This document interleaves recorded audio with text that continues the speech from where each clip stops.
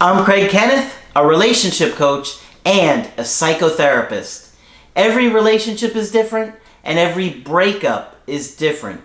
Work with me and you'll get professional help on your situation.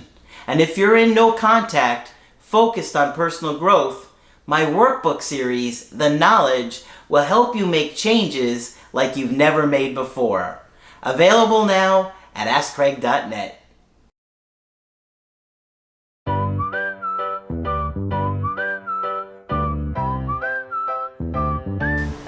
Hi there, I'm Coach Craig Kenneth. I'm Coach Margaret. And today we're going to be talking about vital information to your breakups. I'm going to continue to talk about families, which is not always where we look to understand breakups. And there's a very important reason why we're talking about this.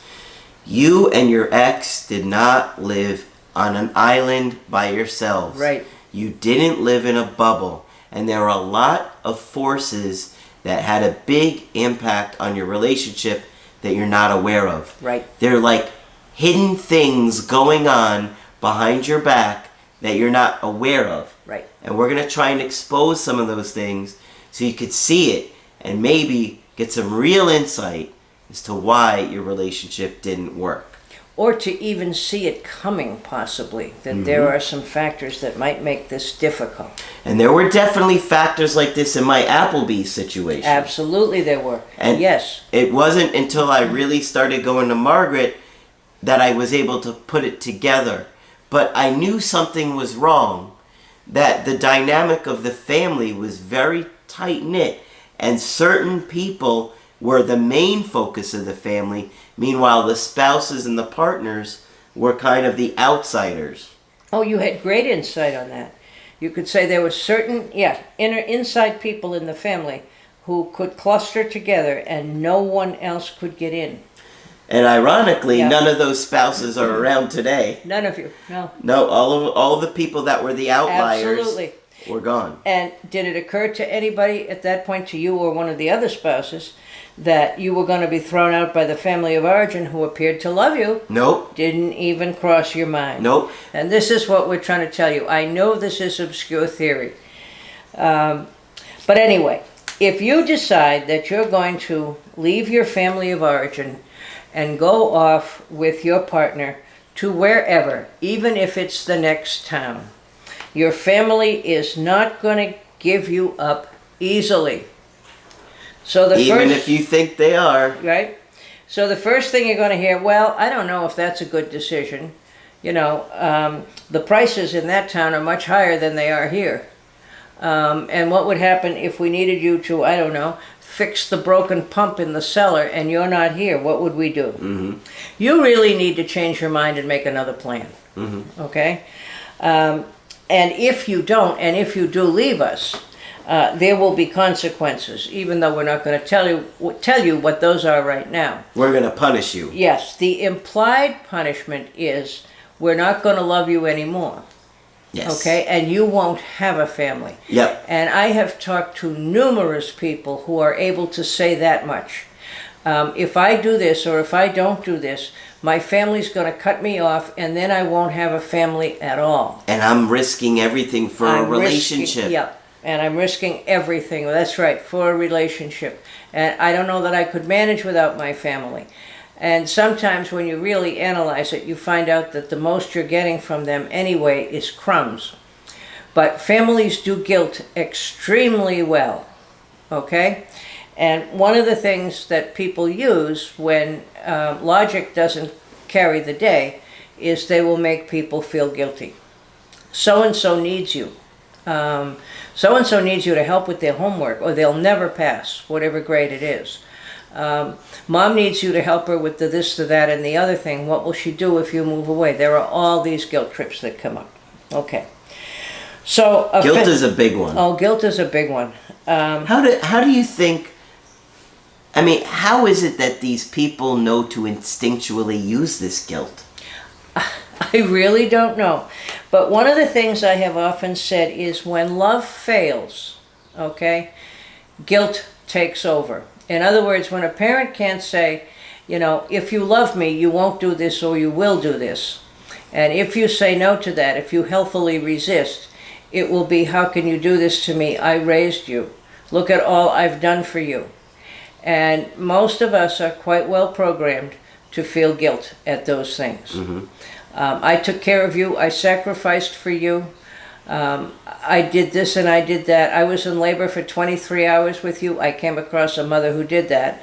I was in labor for 23 hours with you, and you're going to do this. You're going to move to that other town over there. Okay? And oftentimes it works. If you're differentiated enough, it doesn't work. All right? And you're able to say, you're going to be mad at me for a while, but you're going to get over it. And I have to live my own life and make my own decisions. That's the goal. But it's not that easy to get there. Yeah. Okay. So every time we have mother, father, child, we have a new family who's starting out with all sorts of great hopes and stuff. And the family will be on one scale or another of differentiation. They might be at the low end of the scale, where they make impulsive emotional decisions. Or they might be at a higher end of the scale, where they think longer and harder and make better decisions, and where the family members are more differentiated. Okay, so think of a low functioning family and a high functioning family. Now I'm going to talk about an extremely dysfunctional family. I have a question. Yep. Do you think that the age of the siblings is like certain ages, like the youngest one takes on a certain role more than others, or the oldest takes on a certain role? Yes, and there's much written on that. At the time Dr. Bowen wrote, there was not much written on that, except by a psychiatrist named Dr. Toman. And people have written about that since. But it has more to do with the sibling order in the parents' family of origin. Interesting. They may have been close to a younger sibling or an older sibling, or all sorts of accommodations may have been made. Sibling position is an issue. So, like, if you're dating the youngest of the family members, right? Would they be less likely to be, or more likely to be individuated? They'd be more likely to be individuated, because the older sibling will more likely have been made a caretaker if there are younger siblings. Right? Got it. Yeah. Interesting stuff. It is interesting stuff. Okay, so I can see that too. You've got mother, father, child. And I'm going to talk about a family here that was extremely dysfunctional. If there were ways to be dysfunctional, this family has previously found them. Okay. Okay? And all of them were extremely dysfunctional. So this is a good example for you to look at some of the dysfunctions. My client was named Marianne, and she told me I had lifetime permission to use her real name. And her sister, Ray Dean, was coming to visit. Now, of course, because they were all a disaster, no one got along well with anyone. Marianne was among the older siblings, and her sister, Ray Dean, was among the younger. Ray Dean insisted she was coming to visit Marianne. Okay. Now, they had a triangle with their mother. Okay. Okay? Whom they affectionately called the Old Battle Axe. So the Old Battle Axe was in a triangle with her two daughters. And were the daughters older, like in their 40s or something? Oh, yeah. Okay. Yeah, these were definitely grown-up people. And mother would be closer to Marianne at some points and closer to Ray Dean at some points. Okay. Okay, so there's all this kind of shifting around of who's in favor, who's not in favor, who has treated the Old Battle Axe better and who hasn't. Okay? So Ray Dean insisted that she was coming to visit. And Marianne didn't want her, because she would come in, tell Marianne she does everything wrong, doesn't like anything about her house, and would scream at her and tell her to do everything she thought she should do. But Marianne could not say, no, you can't come. Because the rules of the family were, you would never do that. You will always let a family member come to your house.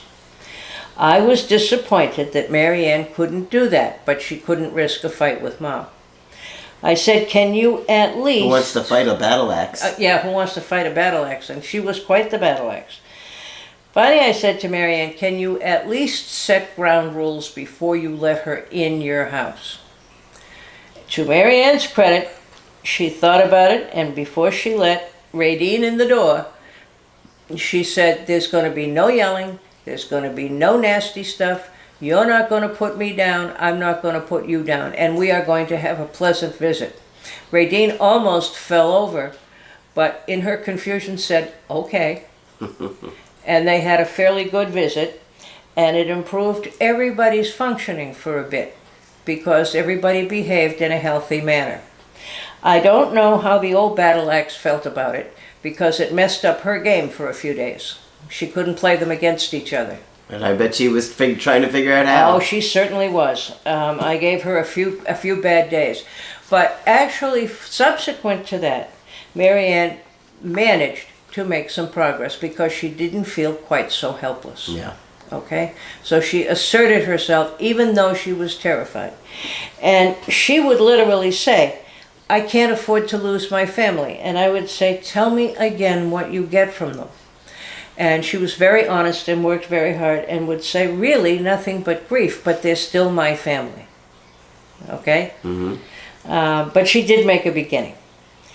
All right. So when people start a family, it just takes those three people. And here's what happens when the family tries to manage in the world. If they're badly undifferentiated, they're going to have a very difficult time because nobody can make objective decisions. Okay? So what happens? What happens is first there's marital conflict. Okay? Because the parents who are pretty impulsive and emotionally ridden parents can't behave terribly well. If that isn't enough to sort of take care of the family problems, the next thing that happens is one spouse becomes dysfunctional. Emotionally, physically, or socially. They get depressed, they get anxious, emotionally. Physically, they come down with something, sometimes a chronic disease, sometimes an undiagnosed chronic disease that nobody can find an answer to. Yeah. And the last option for the family is to project the problems onto the children. And that's when you get the child being brought to the clinic and the family says, this is a terrible child, he or she does this, this, this, and that. We can't do anything with this child. We need to get them out of the family and into a home somewhere so that they don't contaminate the other siblings. Okay? So these are the three responses to a family that can't manage. All right? Marital conflict, dysfunction in a spouse, and then an identified child who gets used to get help for the family. All right? So I'm going to tell you about a real family. This is the B family. Okay? And they have had their troubles. And I want to tell you the people who are involved in this particular play that I'm going to tell you about. Okay. There's a single mother who I'll call Naomi, say. Okay. She has 4 children, now grown, 29, 27, 25, and 18. There's a happy accident in there. Yes, yes, a happy accident. There's the maternal grandmother and 2 sisters. So the single mother has 2 sisters and the maternal grandmother. Got it. All right, there are 4 children. The father... Are they all living together? I'll get there. Okay. The father of the children, now you want to talk about dysfunction in one spouse. The father of the children, they were married, and there is a father, the same one. He is a drug user and a drug dealer and has been in and out of jail for 25 years. Well, and how old is the oldest? 29. Okay. All right.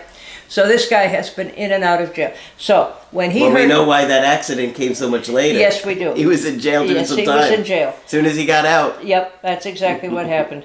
But in any case, when this man read the line that said dysfunction in one spouse, he certainly knew what to do. Now, nobody knows these rules. We know from observing for eons that this is what happens. All right.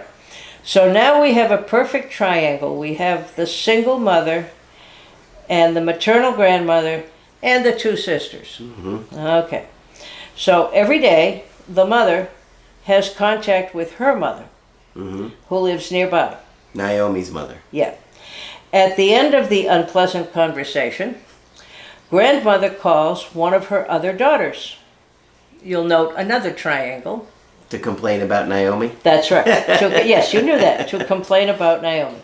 The two sisters live in other states, but that does not keep them from calling Naomi to complain that mother says she doesn't take good care of her and is overall not good to her. Yeah.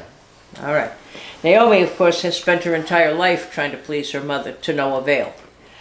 All right. So one or both sisters then call Marion, to complain. And so Naomi has a fight with whichever sister calls her, or whichever sister calls her first, and says, you do nothing to take care of Grandma. I do all of it. And then you call me up and complain. Which is so true. We all have another big fight. However, you will notice that we've all had contact. So on this given day, the maternal grandmother has had contact sometimes with all three of her daughters while she complains. The daughters have had contact with each other.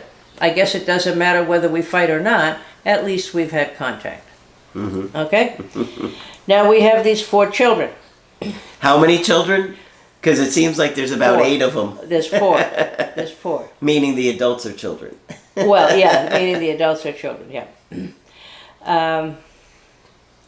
Then mother, of course, is grumpy with her grown children who live with her because she's had a fight with her mother already in the day. And they You mean Naomi is grumpy with her 4? Yeah, with her 4 children, and they're saying, why do you talk to her every day? And she says, because she's my mother. Mm-hmm.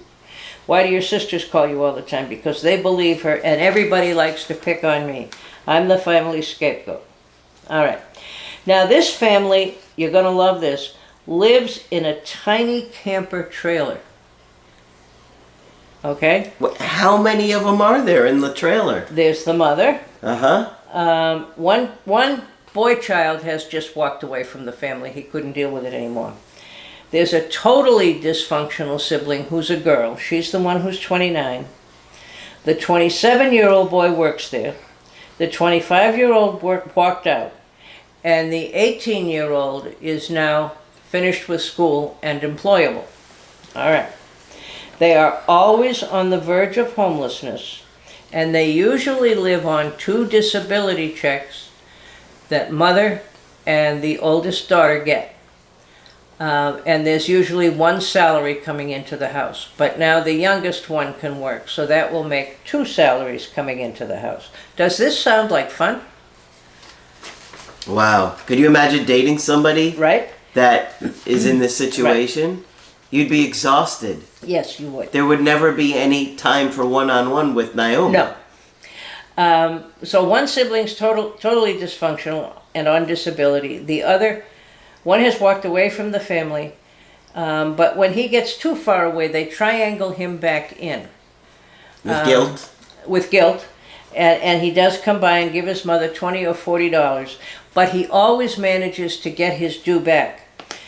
Recently, the bathroom ceiling fell in. I said, are you going to get it fixed? And they said, no, we can't. Why can't you? Because we have that guy's motorcycle in our living room. He needed a place to keep it. So they managed to stay connected in all sorts of almost creative ways. All right? So None of them healthy. No. So we have the 2 on disability, and then there's an older boy, and he is employed, but not making a whole lot of money. And we have the girl who just became employable when she finished school. So the 2 siblings who are able to work have been told by mother on no uncertain terms that they cannot make it out there on their own without the rest of the family. Now you want to understand that they are supporting the rest of the family. What do you mean we can't make it alone? Yeah. All right? Mother lays serious guilt trips on the 2 functional siblings and tells them of the dire things that will happen if they ever think of leaving and pursuing their own lives. Mother and the dysfunctional... There's the guilt. Yeah. Mother and the dysfunctional sibling will be homeless because their combined disability checks will not get them any kind of housing. And in addition to all of this, they have 2 dogs, one of them huge, and a cat, none of which would be allowed in public housing. Okay? So you want to talk about an insoluble problem. Wow. Okay? Exhausting. And Is if it- you're dating somebody like this, Well, my next question to you and everyone is it a good idea to get engaged to either of the functioning siblings? you'd be exhausted all the time. You certainly would. And the youngest one appears to be the healthiest. Time will tell. But it would be very plausible that people would begin to want to date her. And the older boy has had several girlfriends. And mother says to them directly, says to the people that the kids bring home, you can't marry them. Right Wow. up front, right out there. Okay. Mother's late. Everybody's like shaking their heads. They're like, what is this? Margaret Springer today? Yeah, right? Yeah, really. That's about it. Now, mother has a fantasy currently that each of the functional siblings will get a job that will enable them to work from home. No, I'm not making this up. Why would you want to work from home? We have a motorcycle in the living room, the ceiling has fallen in, and there are too many people in this tiny place. She must be terrified She is. of being alone. She has a fantasy that one of them will become a chef. She has that in mind for the older Well, boy. sure, why not? You get to cook for everybody. Not only, yeah, but he can work from home if he caters parties, and so then he can be home the rest of the time. And the other one, she thinks, should become a real estate agent, and she could leave her house to show homes and stuff. But then come right back. But then come right, you got it. Then come right back. And I said to her as gently as I could, "What if they want to be out on their own?" And she totally ignored me until about the fourth time I said it. And she said, "Why would they do that? No one can make it out there on their own." All right. Did you want to say maybe you can't make it out there on your own, Right. but other people can? Right. Now, is this an undifferentiated ego mass? It is certainly that. And that's not, meant to be a pejorative term. But it's like no one really has a sense of self outside of this crazy crowd. Wow. Who are stuck together in every way humans can be stuck together. And it can look good periodically. They can do okay for a while. But then if there's any kind of a crisis, like they become homeless, which they do periodically, or a disability check gets messed up, Any or drama. any little thing, any drama, that's right. Then they're totally in crisis. Wow. Okay? And I think I know of at least 4 dedicated professionals who have worked with these people over the years. I'm not one of them. No, you're not one of them, but you know me and you know another one of them, and there was a heroic case manager before her who had done her very best with this crowd. And they're very grateful for intervention. They just sort of don't know what you're talking about. Wow. Now, when the boy who walked out of the house was a child, he was the identified child. And he was the one that they'd always show up all together, of course, at the clinic with. All right? Fix him. That's exactly right. There's something wrong with him. Fix him. He won't do what I tell him. Okay, let him leave. Yeah. That'll help him. So finally he walked away from the family. And he has made a pretty creditable attempt to separate. But when the system gets crazy, he's right back with his motorcycle. Or his dog. And the large dog that they have that will enable them not to go to public housing is his. So he kind of keeps in there, in there fused with them. Yeah. But he was the one who was identified as the bad child. And of course he had therapists and was diagnosed bipolar and didn't take the medication, and all kind of crazy things happened. And then he just walked away. And he has found girlfriends and lived with their families for years. Okay? Anything to get away from that family, Anything right? to get He's away thinking, from I gotta that. get out. Yes, he has made an attempt, but he can't quite. He can't quite. What? You see, these are the kinds of things that are going on. And this is an extreme example. This is an extreme, and I did it on purpose because we needed an extreme example to make it clear what we're talking about. But yes, this is the kind of stuff that goes on behind the scenes. Yep. And unless you know the family history extremely well, none of this is going to occur to you. And the other thing is, if you start to look at just friends of yours, and friends and their families, Right. you're going to start to realize that there's a lot more of this going on than you realized. But Margaret has been studying this for 400 years. Yes, 400 years at least. And I know that this goes on behind the scenes. And there are very quick things to look at. There used to be an old song, I met her father, her mother, her sister, and her brother, but I never see Maggie alone. Now that's an old song that people probably don't know, but they certainly had the idea. Yep. So if you get introduced to a family that looks like they're totally stuck together, fused, do everything together, it's not cute, and it doesn't necessarily mean they love each other. It may mean that they can't function independently. And that's going to mean they can't function Right. with just you. That's right. And so then you're going to wind up with a breakup. So one of the things you want to ask yourself in any relationship, is my partner free to make a commitment to me? And it may look like they are. They may be single. They may look like they've been dating and looking for someone. They may say they want a long-term relationship. But you can't imagine some of the difficulties that can be thrown into their way. Not because anybody wants to sabotage anybody's happiness, but because families do not want to give them up. Exactly. All right?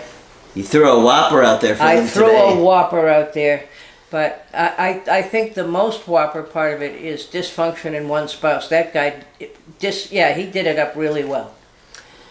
For those of you that were able to sit there through the entire thing and process all of this, Yeah. we commend you. We commend you, yes. Because that was a lot to take in. Yep. And that was a lot for you to think about and, kind of assess. But these are the kinds of things that we're thinking about when we're looking at your situation. And these are the kinds of things I'm seeing often. Tell me about your partner's family. They love me. Well, tell me more about that. I have another case I can think of that I have currently where a very high-functioning man has gotten very attached to a woman who I think comes from a very dysfunctional family. And he's heartbroken and wondering what he did wrong. And I'm trying to say to him, you didn't do anything wrong. If you consider disrupting the system. Right, yeah. Oh yeah, he really considered disrupting the system, and there's a grandchild involved, and if she gets too involved with him, she and the grandchild could move away. However, he's her best bet, and I hate to see her miss the opportunity, and I'm sorry that he feels so bad. But I don't think he's going to win. A lot to think about. Yeah. So we see it fairly frequently. So please bear with me when I make my inevitable comments about look at your family of origin and look at her family of origin. Absolutely. Don't forget to look at yours. One of the things that happened around this psychiatrist guy, Dr. Bowen, that we're talking about, is he did an extensive analysis of all the triangles and the craziness in his own family. Now remember, this was a big crowd who worked in the department store and were his family. But he did a careful analysis and he wrote about it. People were so interested in that, there came to be what they called Bowen coaches, who would analyze their own families and then hire themselves out as coaches to help other people on their journey to understand their family. All right. It was all the rage for quite some time. All right, so hopefully And that's my story. Hopefully, Margaret Springer Yes. did not overwhelm you too much with all this information, because it really was a lot to take in and piece together. But, some of you guys are really going to be fascinated by this stuff and say, wait a minute, this was going on in my situation. It goes on to some extent in every family. Absolutely. Right. So, of course, when you want to get our help personally, just go to my website, askcraig.net, sign up for the coaching option that works best for you. I do email coaching. I do Skype. Margaret is also available for Skype coaching. And I'd love to talk with you if you dare. Make sure you subscribe to the channel. But that's it for this video. I'm Coach Craig Kenneth. I'm Coach Margaret. And we will talk with you soon.